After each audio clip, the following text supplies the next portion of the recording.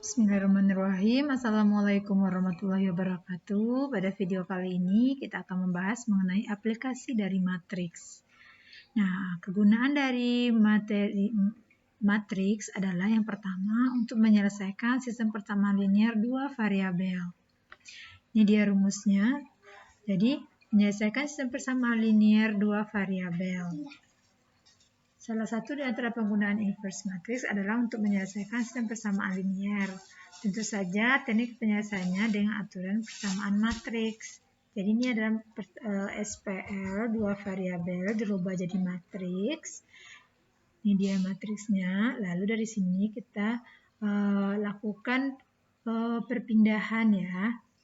Perpindahan dari matriks, misalkan ini adalah matriks A, maka dia pindah menjadi A inverse jadinya. Jadi ini menggunakan inverse. Berikutnya, ini jika kita menggunakan determinan dalam menyelesaikan dari sistem persamaan linear dua variabel kita. Ini caranya. Jadi kita ambil dulu koefisiennya. Ini dia koefisiennya.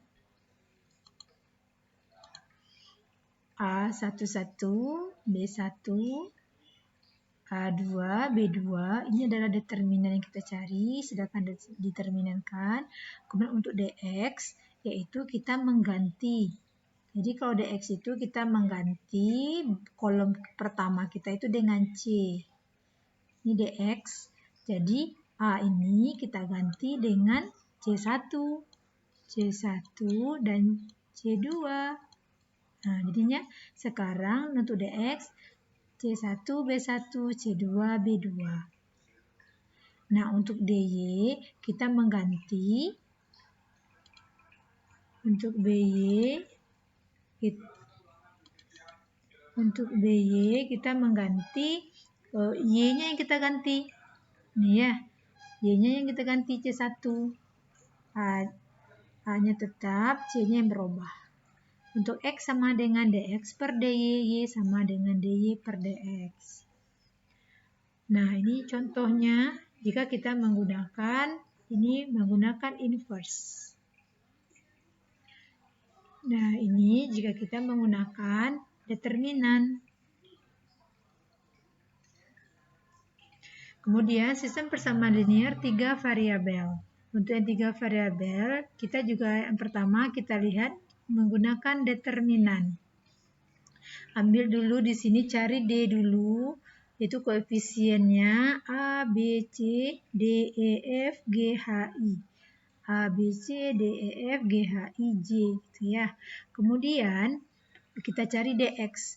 DX berarti kita mengganti koefisien X ini dengan PQR. Di sini PQR, semuanya tetap B, C, D, E, F, H, I.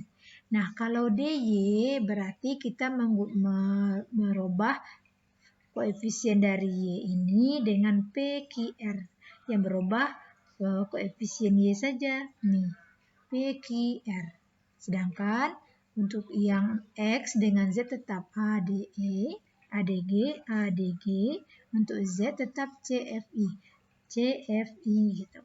Untuk DZ berarti kita mengubah koefisien kolom Z ini dengan PQR, dengan konstantanya.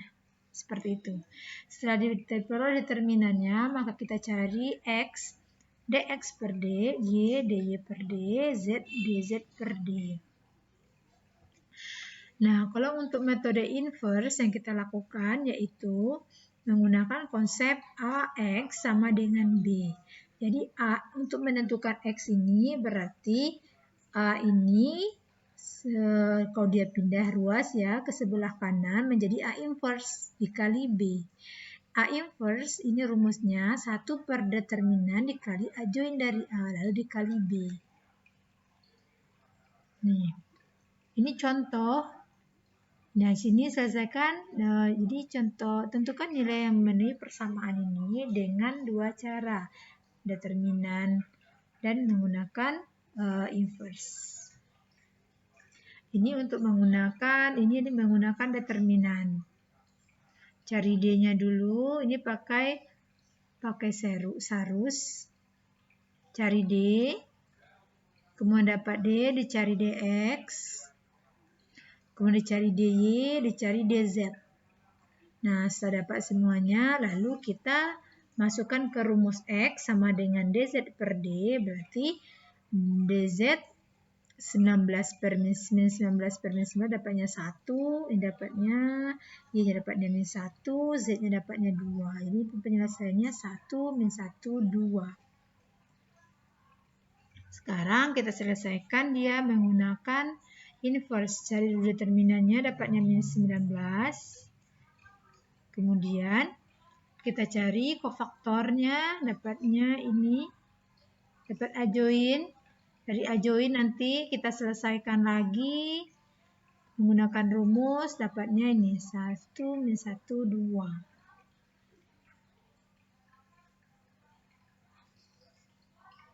Nah, untuk soal cerita,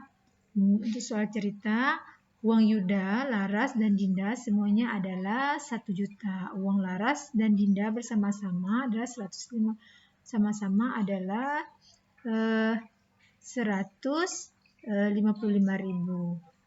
Kurangnya dari 2 kali uang Yuda. Sedangkan jumlah uang Yuda dan Dinda adalah 126.000, lebih banyak dari uang Laras. Carilah besar uang mereka masing-masing. Nah, untuk soal cerita yang kita lakukan yang pertama yaitu merubah soal cerita ini ke dalam kalimat matematika. Nah, di sini kita misalkan uang Yuda, Laras, Dinda berturut-turut adalah X, Y, dan Z. Nah, ini dia.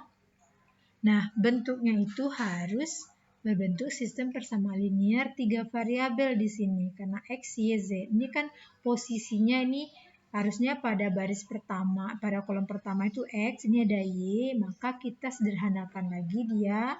Jadinya seperti ini. Sekarang posisinya sudah kolom pertama itu sudah X, kolom kedua Y, kolom ketiga sudah Z.